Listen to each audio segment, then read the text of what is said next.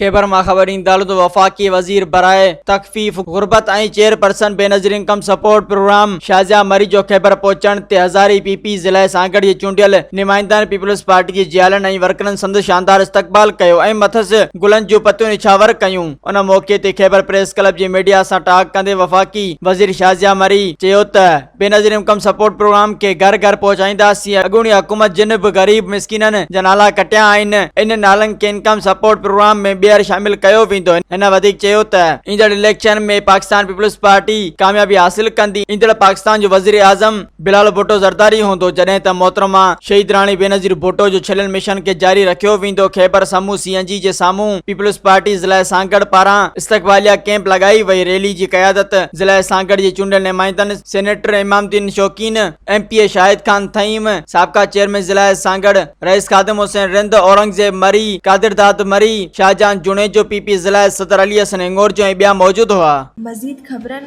ऐं तफ़सीलात लाइ विज़िट कयो असांजी वेबसाइट www.awamiNewsHD.com ऐं ॾिसंदा रहो अवामी न्यूज़ HD।